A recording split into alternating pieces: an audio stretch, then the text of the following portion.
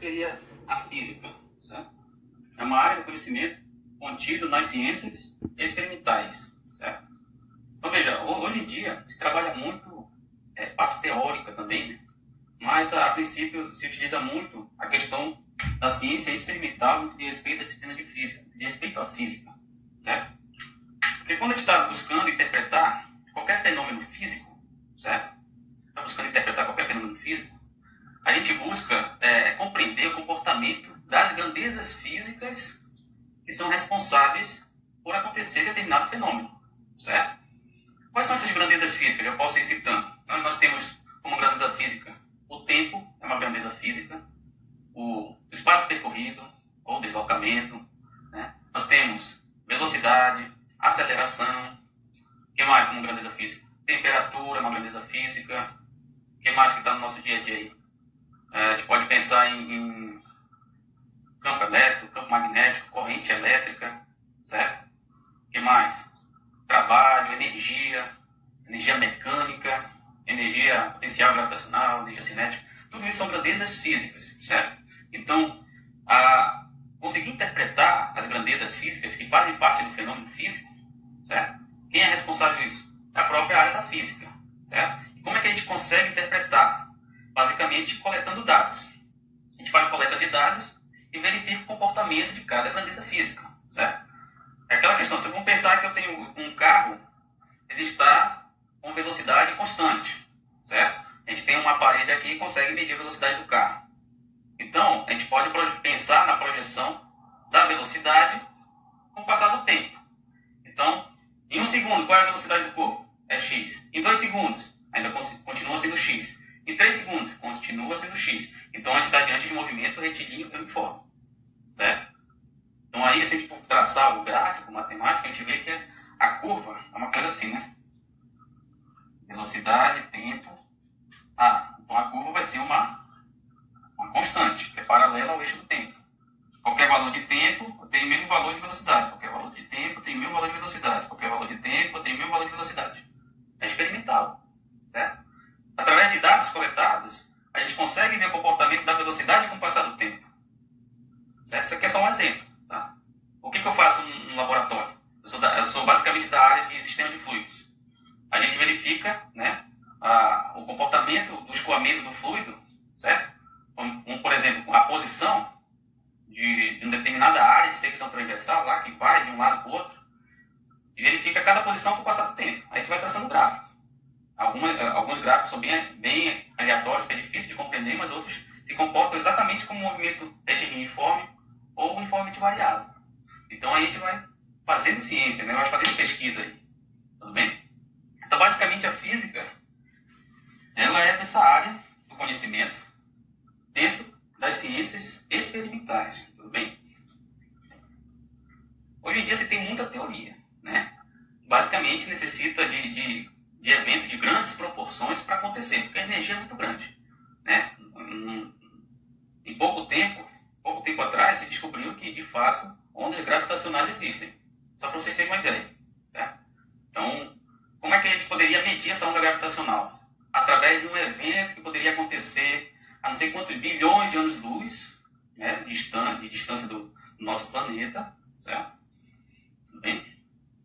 E que essa onda gravitacional iria chegar aqui em um determinado momento.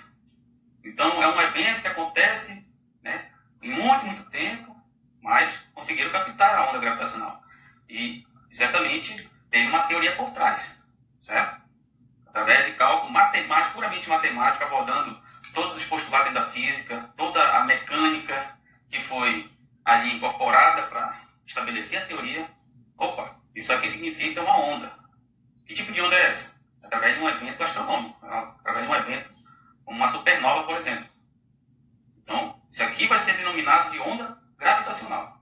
Se por acaso alguém medir, isso aqui vai ser denominado onda gravitacional. Tá? Isso vem da teoria de Albert Einstein, tá? Porque ele já tinha estipulado aí a existência de ondas gravitacionais. Então, de fato, ela não está somente contida aqui. A gente pode fazer muita ciência teoricamente, hoje em dia. E tem matemática para isso, como diz o professor Wilson Rabelo. Tem matemática para isso para dar na canela, né?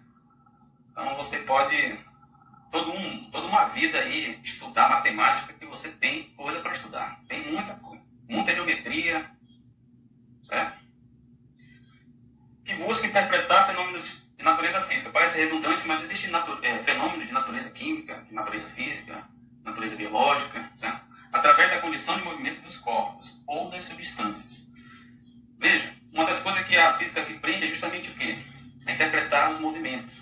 Certo? Porque muitos fenômenos que acontecem têm consequência do movimento de algum corpo ou substância. Então, por exemplo, se eu quiser interpretar furacão, por exemplo, eu tenho que saber toda uma dinâmica do furacão. Tem que saber calcular a vorticidade de um furacão, qual é a pressão que promoveu esse movimento das moléculas, das substâncias ali envolvidas. Certo? Então, basicamente, as moléculas estão em movimento. E a consequência desse movimento, certo? A consequência deste movimento gerou um fenômeno físico chamado furacão. Está dando como exemplo. Certo? Mas existe um conceito muito maior, que é chamado de quê? Condição de movimento dos corpos. Condição de movimento dos corpos ou das substâncias. Certo? Principalmente aqui. Condição de movimento. A gente vai ainda abordar essa condição. A condição de movimento, ela basicamente descreve qual é a condição para que um corpo, uma substância, esteja em movimento. Certo? A gente vai abordar lá na frente, mas eu posso adiantar algumas coisas. Né? Por exemplo, eu estou aqui de frente para a câmera, né, transmitindo a aula para vocês. Eu, em relação à câmera, eu estou em movimento ou em repouso? Aí vocês podem falar, você está em repouso. Beleza. Mas em relação ao Sol, veja, todo o conjunto, eu, vocês, planeta, gira em torno do Sol. Certo? Então, eu, em relação ao Sol, eu estou em movimento. Mas em relação à câmera, eu estou em repouso. Isso é uma condição. Certo? Então, a condição de movimento é essencial. Tem muita gente que não compreende, porque é uma definição, certo? Isso é uma definição. É aquela questão. Foi definido, é o que está definido. Certo? Então, você tem que aceitar. É uma definição. A condição de movimento, né, é uma definição. Então, você vai verificar se, de fato, um determinado fenômeno está em movimento ou não. Se está de acordo com a definição, você vai verificar. Certo? Dentro da condição de movimento, também estão os fenômenos que estão em repouso. Você considera que está em equilíbrio. Certo? Então, existe o equilíbrio estático, equilíbrio dinâmico e o desequilíbrio. Certo?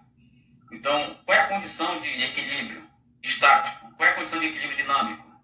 Qual é a condição de desequilíbrio? Tudo isso a gente vai ver. Certo? Mas é dentro dessas condições que a gente interpreta os fenômenos físicos. Certo? Então, por exemplo, um carro está com velocidade. Por que está com velocidade? Porque está em movimento. Movimento em relação a quem? A mim? Certo? Quem está lá dentro está em movimento junto com o carro? Vai depender também. Certo? A gente vai já discutir isso. Também interpreta propriedades físicas, como ondas, cargas elétricas, campos vetoriais, calor, vou colocar aqui para eu específico, o calor, quantidade de calor, tá? E outros. Então, à medida que eu for lembrando, eu coloco aqui. Então, veja, a física também é responsável por interpretar tais propriedades. Né? O que é uma onda sonora? Certo? Ela está em movimento? Está em repouso? Não, ela está em constante movimento. Porque a onda é uma perturbação no meio, né? Então, é uma propriedade. A carga elétrica é uma propriedade. O campo vetorial é uma propriedade. O calor é uma propriedade. Você consegue enxergar a onda sonora? É uma coisa muito abstrata, né? A carga elétrica. O que é carga elétrica? Certo? Quando você chegar lá na frente, você vai se surpreender que a corrente não é através do movimento, teoricamente, né, através de movimentos elétricos. Claro, depende de movimentos elétricos ordenados. Mas a corrente elétrica é a consequência desse movimento. Então a gente define que é uma carga positiva. Certo? Que é muito abstrato, é uma coisa que não é palpável, né? Um campo vetorial. A gravidade existe, mas você sente a gravidade? É uma coisa bem abstrata, é uma propriedade. E a física tenta esclarecer isso para você.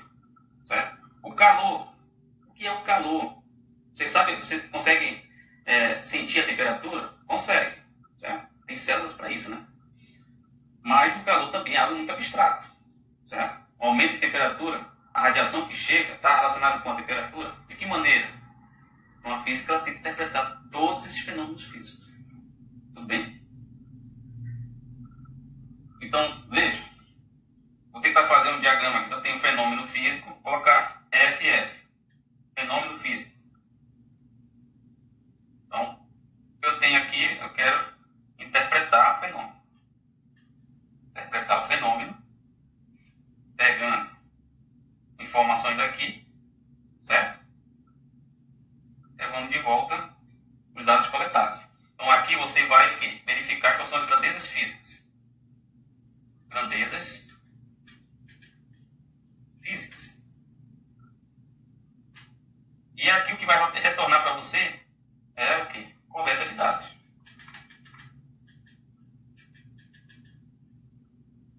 Mas você também pode tirar de algum lugar.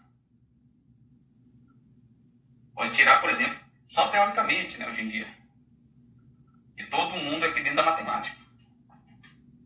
Certamente, para que você possa interpretar essas grandezas físicas, a matemática está aqui.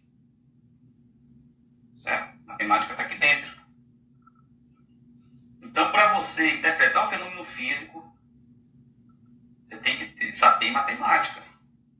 Porque você precisa coletar os dados, precisa medir, certo? Saber de como que pode medir e interpretar cada resultado. Certo?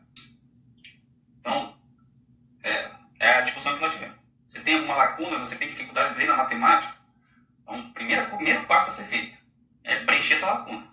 Tem que saber somar frações, saber montar um sistema de equações, solucionar uma equação simples. Por exemplo, se eu tenho x igual a 2 vezes y, se y for igual a 3, quanto é que vai ser o valor de x? Aí, professor, você está de brincadeira, né? Mas tem gente que não sabe fazer isso. Certo? Quanto é o valor de x, pessoal? Alguém, por favor. Quanto é o valor de x? Se o y é 3, o x vai ser quanto? 6. Certo? Tem gente que não sabe fazer isso. Então, é procurar preencher as lacunas. Certo?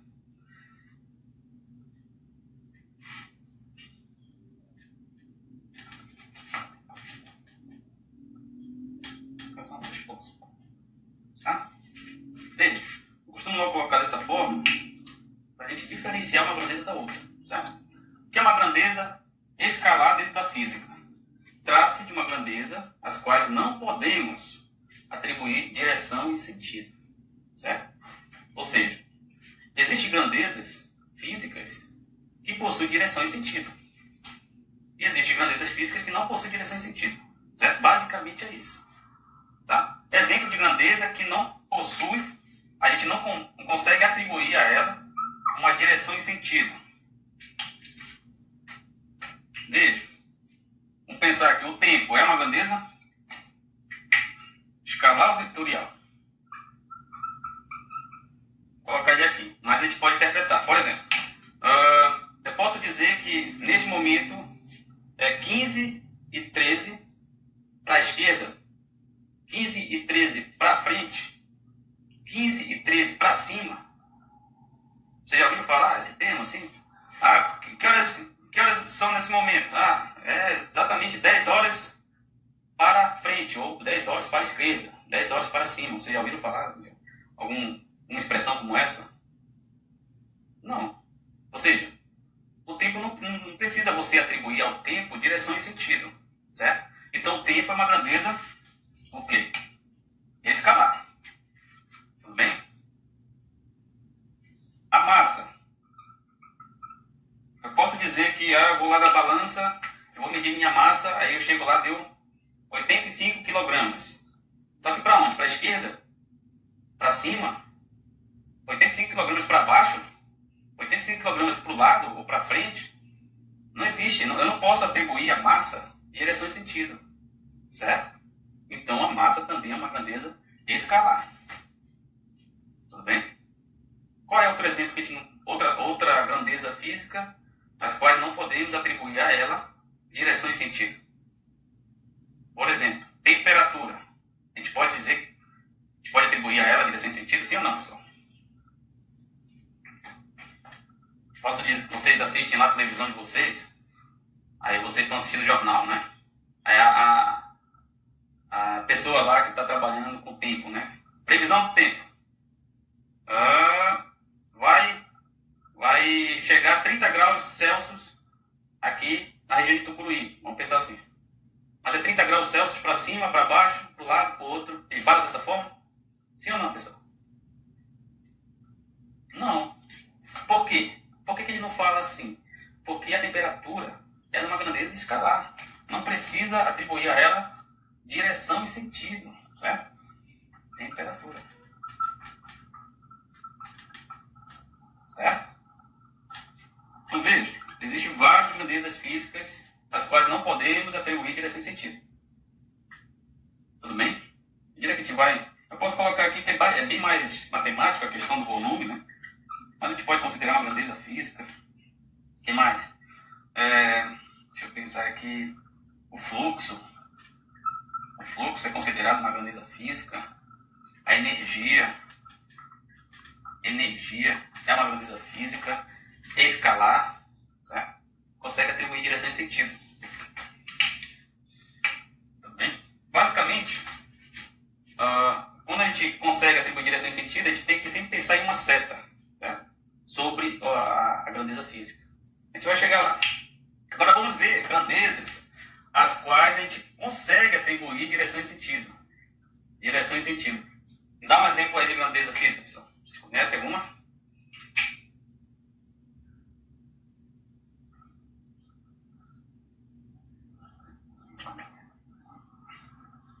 Direção e sentido. Velocidade, exatamente. Velocidade. Então, aquela situação, né? Um carro está em velocidade o quê? Para frente. Pode ser. Está em velocidade para trás. Pode. Ou então o corpo está caindo com velocidade o quê? Para baixo. Deixa eu pegar aqui. Então é uma grandeza física as quais podemos atribuir direção e sentido. O que mais, pessoal? A força é uma grandeza física vetorial? Sim ou não? Força aplicada. Por exemplo, eu posso aplicar uma força para frente, né? Aqui na parede, para frente. Posso aplicar uma força para cima. Posso aplicar uma força para baixo. Posso, né, pessoal? Uma força para trás. Posso aplicar. Então a força é uma grandeza vetorial. Olha só. Interessante, né? O campo gravitacional é uma grandeza escalar ou vetorial? Por quê? O campo gravitacional.